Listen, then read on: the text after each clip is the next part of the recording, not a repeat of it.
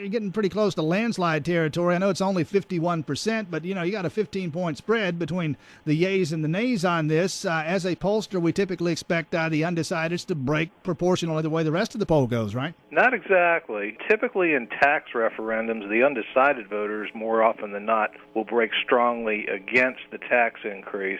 So I'm a little less optimistic that this will actually pass once the time the vote comes around, particularly because there's going to be such a long period of time between this poll and when voters actually go to the polls, and I expect we'll probably poll it several more times over that period. Brad Coker, Mason-Dixon. As I understand also, you break this thing out by counties, and I think, help me out here, maybe a dozen counties in this particular Atlanta region, and there were surprising results, or at least surprising to me, were some of the attitudes, places like Cobb and Gwinnett that years ago rejected MARTA to begin with, didn't want to be part of any kind of a regional transportation initiative. These are folks decades ago said no to MARTA.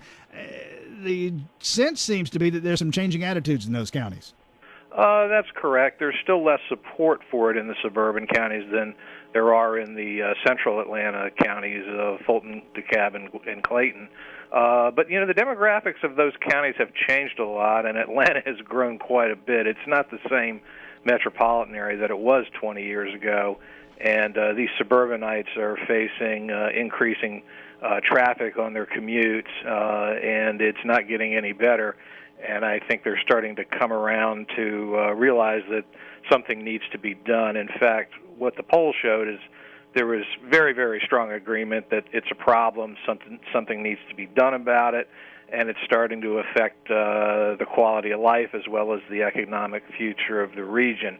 The question becomes, what do you do? And the proposal on the table is a 1% sales tax, and people may agree there's a problem, but they may not always agree what the solution should be. So I'm just sort of sitting back and seeing where this goes. It's going to be interesting to follow. Again, though, a 15-point spread, 51% in favor, 36% opposed. That would be an awful lot of ground to make up over the course of actually less than a year, assuming the referendum's held in July. That's not a settled question yet. It could be next November, but assuming it's next July, less than a year, about 9 months away from the vote on this thing, that's an awful lot of ground to make up. Well, not really. When I've been polling referendums for 25 years, and usually a referendum gets its strongest support at the very start of the campaign, and over time, it's always easier to flip people into the no column. One of the reasons is that people don't really know much about this plan yet. We found that only 30% are really familiar with it and what projects are probably going to be proposed.